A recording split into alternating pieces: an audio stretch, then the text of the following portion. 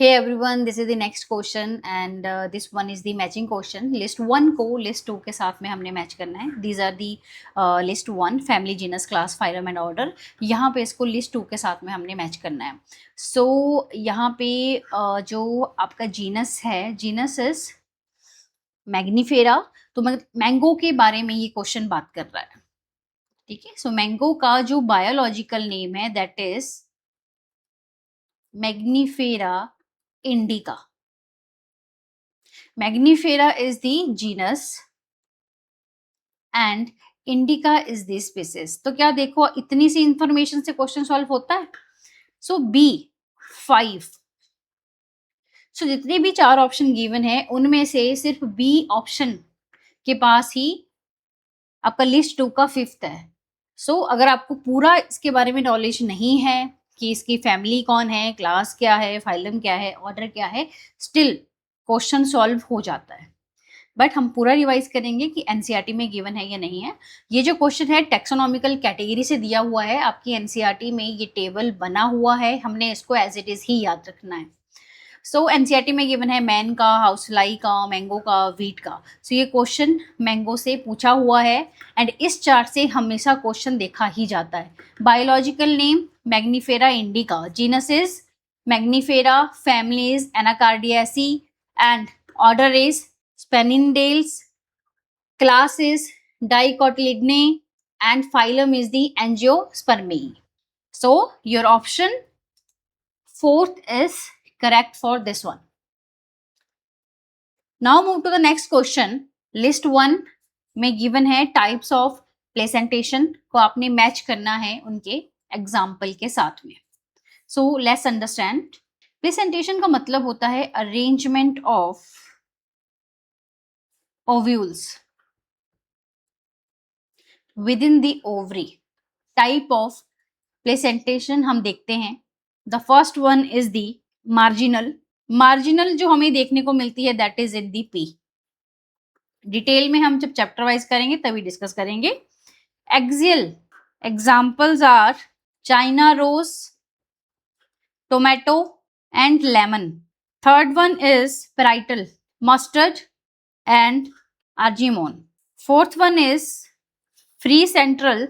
Example are dianthus and primose. Last one is basil. Example sunflower and marigold. Take a screenshot. Let's solve now. Marginal में example is P. सो ए का 4th है. देखो ए के 4th में हमारे पास 4 given है, इससे सॉल्व नहीं हो रहा क्वेश्चन. एक्सियल में tomato, China rose and lemon आता है. तो एक्सियल बी का 2nd है. तो बी का 2nd हमारे पास में 2 ऑप्शन गिवन है. Now parietal example is mustard and argemone. Parietal का कौन सा है? First one. Free central is primrose. Marginal में 4th, एक्सियल में 2, सी में 1 एंड डी में 3. So the answer number 4th. Now move to the next question. List 1 में given है fusion of protoplasm between the gametes is known as fusion of 2 nuclei. It is known as generation of haploid spore. It is known as. ठीक है. Sexual reproduction in fungi से पूछा हुआ है और NCERT में as it is line given है. So protoplasm fusion between 2 gametes. अगर 2 गैमेट्स के प्रोटोप्लाज्म का फ्यूजन होता है that is known as plasmogamy. Clear. अगर 2 न्यूक्लियाई फ्यूज कर रहे हैं, 2 nuclei fuse, then it is known as karyogamy. अगर हैप्लॉइड स्पोर्स की फॉर्मेशन होती है, वी नो दैट कि कौन से टाइप के सेल डिवीजन में हैप्लॉइड स्पोर बनते हैं. मियोसिस होती है. मियोसिस कहाँ पे होगी? इन जाइगोट में. Take a screenshot. Fusion of protoplasm कर रहा है तो प्लाज्मोगैमी. न्यूक्लियाई कर रहे हैं कैरियोगैमी. हैप्लॉइड है तो मियोसिस, फर्स्ट का second, fusion of two nuclei third, C का first, 2 3 1, 2 3 and 1. So this is the correct option. Now move to the next question. एक साइड में गिवन है हॉर्मोन्स एंड दूसरी साइड में गिवन है उनके फंक्शंस. तो ये क्वेश्चन जो हमने ऑलरेडी पहले भी किया हुआ है, hypothalamus, anterior pituitary, posterior pituitary, उसी से ही पूछा हुआ है. So let's understand. So growth hormone को कौन प्रोड्यूस कर रहा है? Anterior pituitary. Anterior pituitary also secrete luteinizing hormone. Growth hormone का लेवल अगर एक्सेस में हो जाता है तो हमें बहुत ज्यादा डिसफिगरमेंट देखने को मिलती है फेस में. That term is acromegaly. NCERT में गिवन है. Luteinizing hormone in females induce करता है ओवुलेशन को. किस चीज को इंड्यूस करेगा? ओवुलेशन को इंड्यूस करता है of fully mature follicle that is known as the Graafian follicles. Plus maintain करेगा कॉर्पस ल्यूटियम को. This is it. एक्सेस में हो जाए तो एक्रोमीगैली, ल्यूटिनाइजिंग हार्मोन ओवुलेशन करता है. पोस्टीरियर पिट्यूटरी दो टाइप के हार्मोन को रिलीज करती है. वेरी इंपॉर्टेंट हार्मोन है. The first one is oxytocin. Second hormone is vasopressin. Oxytocin smooth muscle के ऊपर एक्ट करता है and during the child birth contraction कराता है, कॉन्ट्रैक्शन ऑफ द यूट्रस और मिल्क इजेक्शन में हेल्प करता है. Next one is vasopressin. It is also known as the anti diuretic hormone. Vasopressin कहाँ पे एक्ट करता है? किडनी के ऊपर एक्ट करता है एंड ये reabsorption of water and electrolyte में हेल्प करता है. तो जब वाटर का रीएब्जॉर्प्शन होगा तो इट प्रिवेंट लॉस ऑफ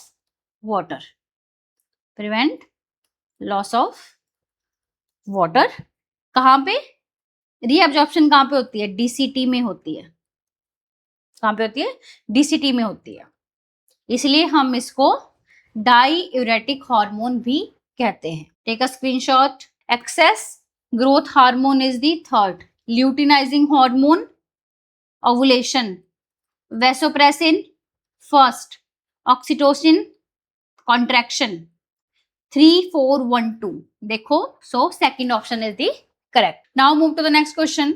एक साइड पे गिवन है इंटरेक्शन एंड दूसरे पे गिवन है कि स्पीसीज को बेनिफिट हो रहा है या हार्म हो रहा है. So these are the type of interaction. ठीक है, प्रिडेशन, म्यूचुअलिज्म, कंपटीशन, कमेंसलिज्म क्या होता है. तो देखते हैं. म्यूचुअलिज्म, यहाँ पे हमें दोनों स्पीसीज को बेनिफिट होता है. म्यूचुअलिज्म एक ऐसी टाइप की इंटरेक्शन है जब दो स्पीसीज आपस में इंटरेक्ट करेंगी तो स्पीसीज ए को भी बेनिफिट होगा, स्पीसीज बी को भी बेनिफिट होगा. दोनों को ही क्या हो रहा है? बेनिफिट. यहाँ पे भी बेनिफिट है, प्लस का मतलब हो गया बेनिफिट हो रहा है. Next is parasitism.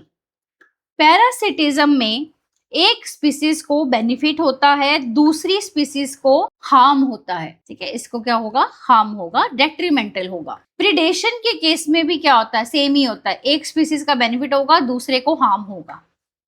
कमेंसलिज्म में एक स्पीसीज को बेनिफिट होता है, दूसरे को कोई फर्क नहीं पड़ता, न्यूट्रल रहता है. यहाँ पे जीरो का मतलब न्यूट्रल है.